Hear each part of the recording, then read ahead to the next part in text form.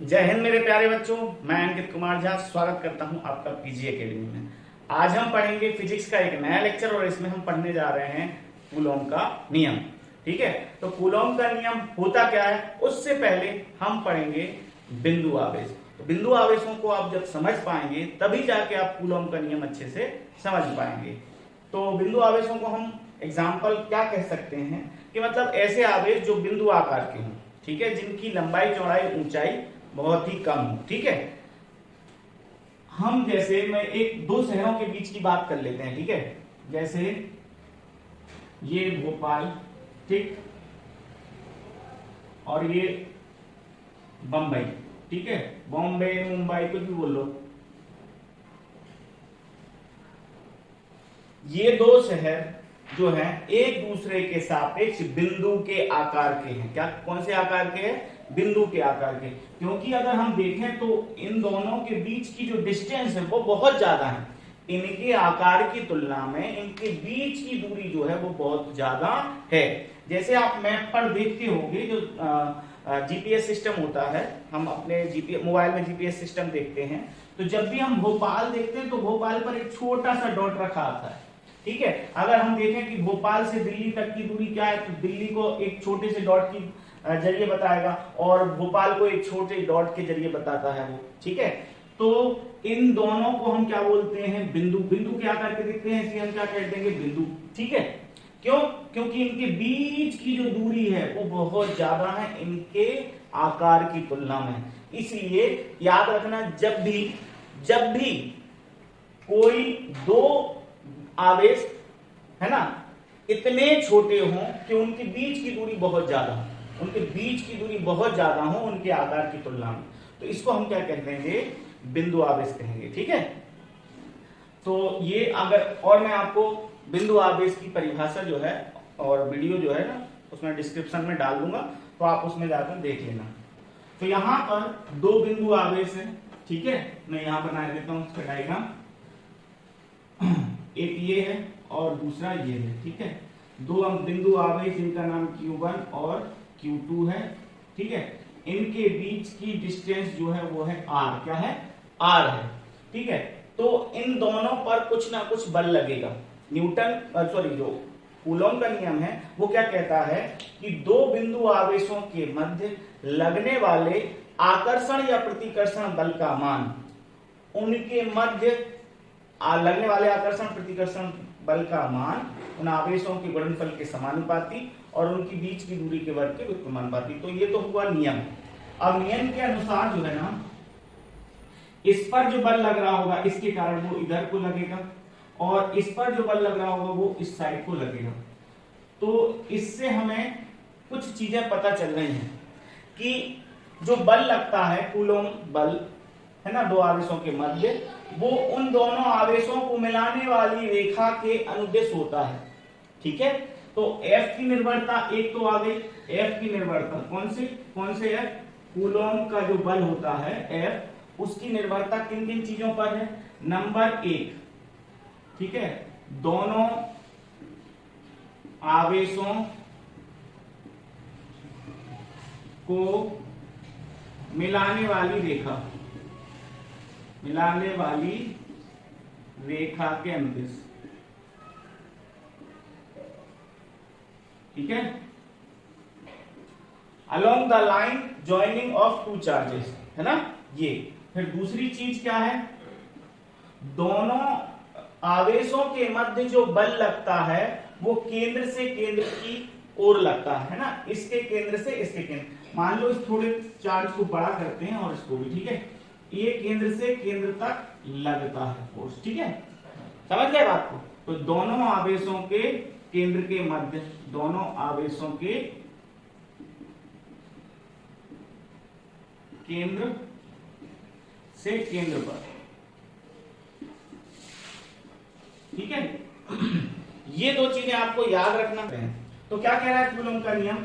दो बिंदु आवेशों के मध्य लगने वाले आकर्षण या प्रतिकर्षण बल का मान, एट्रैक्शन या रिपल्शन फोर्स। दोनों क्यों बोल रहा है? सर हमने कक्षा 11वीं में आपने पढ़ा होगा कि दो पिंडों के बीच ये दो पिंड हैं, इसका द्रव्यमान m1 है और इसका द्रव्यमान m2 है। दोनों पिंडों के बीच जो बल लगता है वो केवल लगता है कौन सा, आकर्षण बल। ठीक है, आपने पढ़ा होगा इसका मान क्या होता है, दोनों द्रव्यमानों के गुणनफल के समानुपाती और बीच की दूरी r मान लेते हैं, इसके वर्ग के व्युत्क्रमानुपाती। ठीक है, तो ये बल होता है क्या, गुरुत्वाकर्षण बल दो पिंडों के मध्य। ये सभी कोई से भी दो पिंड हो उनके बीच में ये लगता है, और जब भी इसको हटाते थे समानुपाती का चिन्ह तो एक जी आ जाता था जिसको बोलते थे सार्वत्रिक गुरुत्वीय नियतांक। ठीक है जी, तो ये जो है ना, ये तो हो गया गुरुत्वाकर्षण बल के लिए। आपने 11th में पढ़ा होगा, 9th में भी पढ़ा होगा। ठीक है, अगर अच्छे से साइंस पढ़ी होगी 9th में तो जरूर पढ़ा होगा। फिर ये थोड़ा सा अलग हो जाता है, इसमें और इसमें डिफरेंस क्या है, ये भी सेम टू सेम फोर्स, दोनों के बीच में फोर्स है और केंद्र से केंद्र के बीच में है, और दोनों इस बल का जो मान है या इस बल की जो दिशा है वो इसके अनुदिश है, दोनों को मिलाने वाली रेखा के अनुदिश है। ठीक है, अब बात करते हैं यहाँ पर कूलॉम के नियम की। तो कूलॉम का नियम, आकर्षण और प्रतिकर्षण दोनों बल, यानी कि आकर्षित भी हो सकते हैं, ठीक है, और प्रतिकर्षित भी हो सकते हैं। तो आकर्षण और प्रतिकर्षण इसलिए रखा क्योंकि आवेश दो प्रकार के होते हैं, मैंने आपको लास्ट में बताया था और पहले वाले वीडियो में। कैसे कैसे होते हैं, माइनस का आवेश भी होता है और प्लस का आवेश भी होता है। तो अगर ये दोनों माइनस माइनस हुए या प्लस प्लस हुए तो दोनों एक दूसरे को क्या करेंगे, रिपल्स करेंगे। ठीक है, और अगर एक माइनस और एक प्लस हुआ तो दोनों एक दूसरे को क्या कर देंगे, अट्रैक्ट करेंगे। समझ में आ रहा है बात, दोनों एक दूसरे को आकर्षित कब करेंगे, जब दोनों विपरीत प्रकृति के होंगे। ठीक है, अपोजिट, इनकी जो नेचर है वो अपोजिट हो, तब जाके एक दूसरे को क्या करेंगे, आकर्षित करेंगे। अब हम उसी नियम पर आ जाते हैं, लगने वाले आकर्षण या प्रतिकर्षण बल का मान दोनों आवेशों, यहां दोनों द्रव्यमान है, यहां दोनों आवेश, दोनों आवेशों के गुणनफल के समानुपाती। ठीक है, और दोनों को मिलाने वाली रेखा या दोनों के बीच की दूरी r के वर्ग के व्युत्क्रमानुपाती होती है। ठीक है, तो ये दो कंडीशन बनी। ठीक, अगर इन दोनों को मिला, इसको हटाता हूं मैं भी, इन दोनों को अगर मिला दिया जाए, यहां पर इसको दे दो 1 और इसको दे दो समीकरण 2, तो समीकरण 1/2 से, समीकरण 1/2 से जब इन दोनों को मर्ज करेंगे तो F तो कॉमन है, तो बल जो है वो आवेशों के गुणनफल के अनुक्रमानुपाती और बीच की दूरी के वर्ग के व्युत्क्रमानुपाती। ठीक है, तो ये होता है कूलॉम का नियम।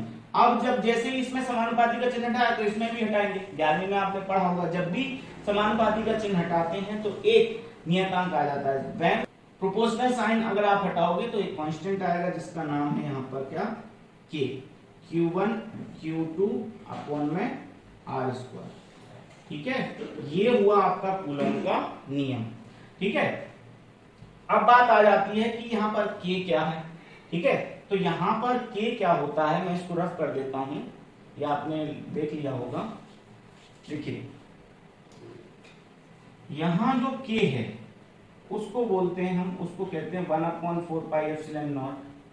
ठीक है, ये K की वैल्यू होती है ना। और यहां पर जो आपको एप्सिलॉन नॉट दिख रहा है, ये क्या होता है, एप्सिलॉन नॉट क्या होता है, बस देखो एप्सिलॉन जो होता है वो क्या होता है, इसको बोलते क्या है, एप्सिलॉन। ठीक है, एप्सिलॉन। ठीक है, तो एप्सिलॉन जो होता है वो किसी भी माध्यम की क्या होती है, विद्युतशीलता। ठीक है, परमिटिविटी। अब परमिटिविटी को आप ऐसे समझ सकते हो, जैसे हम किसी भी मीडियम में खड़े हैं, जैसे पानी में खड़े हैं, और पानी में अगर हम चलने की कोशिश करते हैं तो पानी की वजह से, मतलब जल की वजह से, उस माध्यम की वजह से हमें उसमें चलने के लिए ज्यादा फोर्स लगाना पड़ रहा है।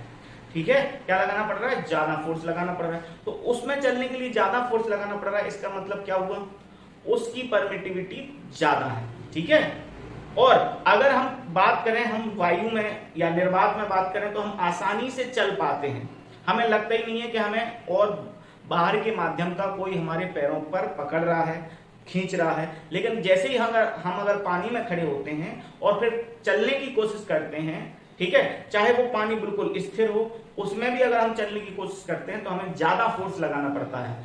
तो जो ताकत होती है ना पानी की और वायु की अपने पैरों पर लगने वाली, तो उसे बोलते हैं परमिटिविटी। ठीक है, तो ये जो है यहाँ पर एप्सिलॉन नॉट जो है वो वायु या निर्वात की निरपेक्ष विद्युतशीलता है। ठीक है, वायु या निर्वात की निरपेक्ष विद्युतशीलता, निरपेक्ष विद्युतशीलता। परमिटिविटी ऑफ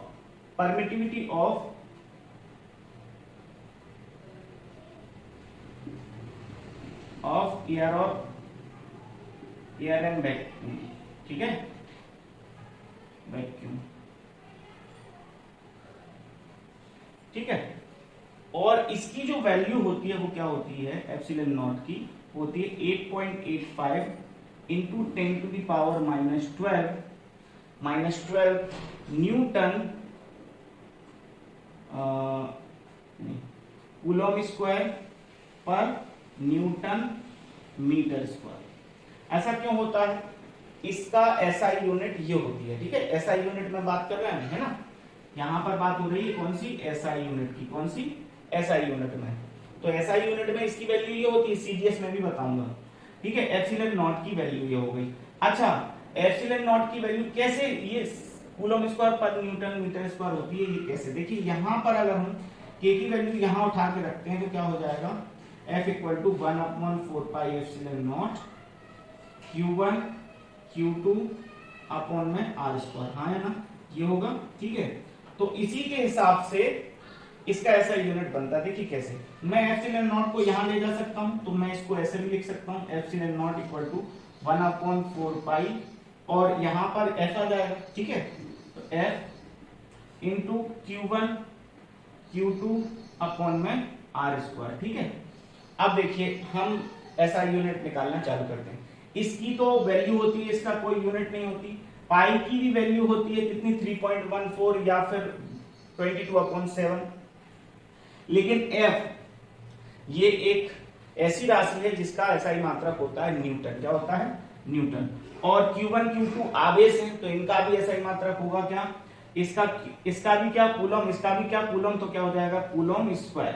क्या हो जाएगा, कूलम स्क्वायर। ऊपर और कुछ तो है नहीं, नीचे क्या बचा, ये तो कांस्टेंट वैल्यू है, तो इसका ऐसा यूनिट नहीं होगा। बल का न्यूटन, फोर्स का कितना हो गया, न्यूटन, और r is the distance between both charges. तो r जो है वो दोनों आवेशों के बीच की दूरी है, तो दूरी का मात्रक यहाँ पर हम क्या मीटर लेंगे, क्या लेंगे, मीटर। तो metre into metre, metre square. तो इसलिए इसका ऐसा यूनिट क्या बना, देखो ना, एप्सिलॉन नॉट का ऐसा यूनिट क्या हो गया, कूलम पर न्यूटन मीटर स्क्वायर। इसलिए इसका ऐसा यूनिट ये है। ठीक है, तो ये तो हो गया कूलम पर न्यूटन मीटर स्क्वायर। अब हम देखते हैं के की, यहां से उठाकर एप्सिलॉन नॉट की वैल्यू यहां रखते हैं, तो के की वैल्यू वास्तविकता में होती क्या है। ठीक है, इसको मिटा देता हूं मैं। अब यहां पर इसीलिए के बराबर क्या हो जाएगा बेटा, के बराबर हो जाएगा 1/4 पाई एप्सिलॉन नॉट।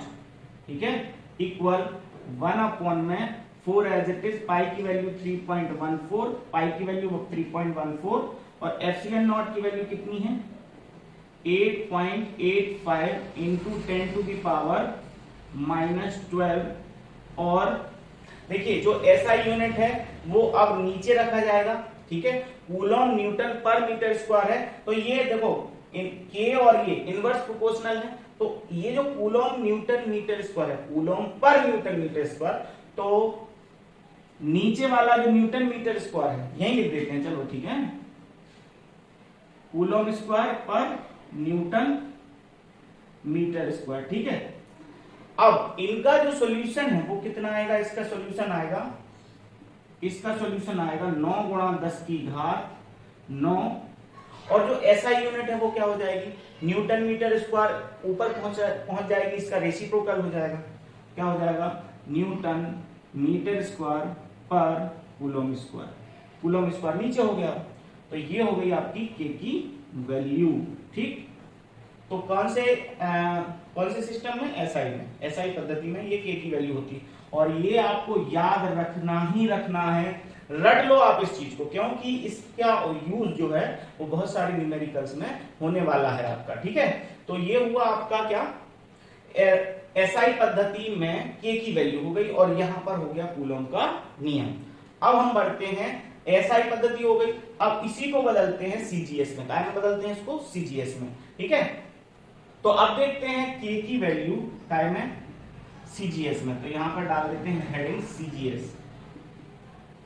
तो के की वैल्यू क्या होती है, 1/4 पाई एप्सिलॉन नॉट, और इसकी एसआई में हमने क्या वैल्यू देखी, 9 गुणा 10 की घात 9 कूलॉम स्क्वायर, नहीं न्यूटन मीटर स्क्वायर पर कूलॉम स्क्वायर। अब इसमें ज्यादा कंफ्यूजन होती है कि एप्सिलॉन नॉट की वैल्यू क्या होती है, या उसका एसआई यूनिट क्या होता है, और के का एसआई यूनिट क्या होता है। तो आपको कंफ्यूज होने की जरूरत नहीं है, आप इसका सहारा ले सकते हो। एप्सिलॉन नॉट ऊपर किया, न्यूटन नीचे आया, तो कूलॉम स्क्वायर पर न्यूटन, न्यूटन मीटर स्क्वायर हो जाएगा एप्सिलॉन की वैल्यू, और के की वैल्यू जस्ट इसकी उलट होती है, न्यूटन मीटर स्क्वायर पर Coulomb square.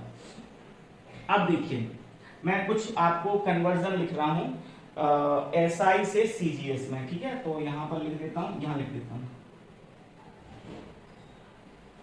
SI to CGS. ठीक है, तो देखिए एक, अगर हम बात करें कि हमारे पास एक न्यूटन में कितने डाइन होते हैं। ठीक है, एक न्यूटन बराबर होता है 10 की घात 5 डाइन। ठीक है, DYNE, या हिंदी में डाइन लिख सकते हैं ऐसे, डाइन वो भूत वाली डाइन नहीं। ठीक है, फिर इसके बाद ये तो एक न्यूटन, देखो न्यूटन को हमने क्या बदला, एसआई से सीजीएस में, बल को एसआई से सीजीएस में। ठीक है, बल का एसआई मात्रक न्यूटन है और सीजीएस मात्रक डाइन है। अब बदलते हैं हम, न्यूटन हो गया, फिर मीटर को, तो 1 मीटर इक्वल टू क्या होता है 100 सेंटीमीटर। तो सेंटीमीटर क्या हो गई, ये दूरी की इकाई काय में हो गई, एसआई में, और यही दूरी की इकाई सीजीएस में क्या होती है, सेंटीमीटर। तो 1 मीटर में कितने सेंटीमीटर, 100 सेंटीमीटर। ठीक है, और इसके बाद आता है कूलॉम। तो 1 कूलॉम बराबर होता है 3 गुणा 10 की घात 9 स्टेट कूलॉम। ठीक है, स्टेट कूलॉम ऐसे लिख दिया मैंने, स्टेट कूलॉम, यानी हिंदी में बोलते हैं स्थिर कूलॉम। अब यही वैल्यू हम इसमें रखते हैं तो सीजीएस में बदल जाएगा, K equal to 9 into 10 to the power 9, newton की जगह क्या आ जाएगा 10 की घात 5। ठीक है, और मीटर की जगह कितना आ जाएगा 10 की घात 100 को हम क्या लिख सकते हैं 10 की घात 2, तो 10 की घात 2 लिख दिया, और इसका स्क्वायर है तो इसका भी होल स्क्वायर हो जाएगा। ठीक है, अब नीचे क्या है कूलॉम, कूलॉम स्क्वायर है, तो कूलॉम की वैल्यू कितनी है 3 गुणा 10 की घात 9। तो यहां पर रखेंगे पहले कूलॉम की वैल्यू 3 गुणा 10 की घात 9, और स्क्वायर है तो स्क्वायर चढ़ा देंगे। अब ये देखिए, ये हमने न्यूटन की जगह 10 की घात 5 रखा, तो ये क्या हो गई डाइन। ठीक है, और यहां पर ये किसकी वैल्यू है, मीटर की जगह हमने क्या रखा सेंटीमीटर। तो ये कितना हो गया हमारा, ये कितना दिख रहा है आपको, मीटर स्क्वायर है, तो यहां पर हो जाएगा सेंटीमीटर स्क्वायर, और नीचे क्या हो जाएगा स्टेट कूलॉम स्क्वायर। ठीक है, स्टेट कूलॉम। ठीक है, SC स्क्वायर। ठीक है, ये आएगा समझ। अब थोड़ा इसको सॉल्व करते हैं, तो K इक्वल टू कितना हो जाएगा 9 गुणा 10 की घात 9 इंटू 10 की घात 5 जैसा का तैसा, और ये हो गई 10 की घात 4 अपॉन में 3 की घात 2, और 10 की घात 9 की होल घात भी 2 है, तो 3 की घात 2 यानी कि 9, और 10 की घात 9 दूनी 18 हो जाएगी।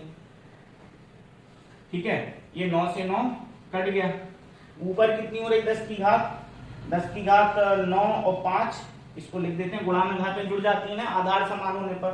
When basis are same then the degree और power be added in product. ठीक है, तो 10 टू दी पावर कितनी हो जाएगी 9 + 5 + 4, तो ये हो जाएगी, और नीचे क्या 10 टू द पावर 18, तो ऊपर की 18 हो रही क्या, 9 5 14, 14 4 18, बिल्कुल हो रही। तो हम इसको कैंसिल कर देंगे तो कितना आ गया, 1।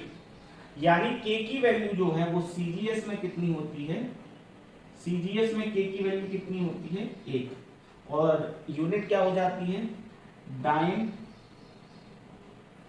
सेंटीमीटर स्क्वायर पर स्टेट कूलम स्क्वायर, ठीक है, ये हो जाती है। आई थिंक आपको ये चीजें समझ में आ गई होंगी। बढ़ते हैं आगे।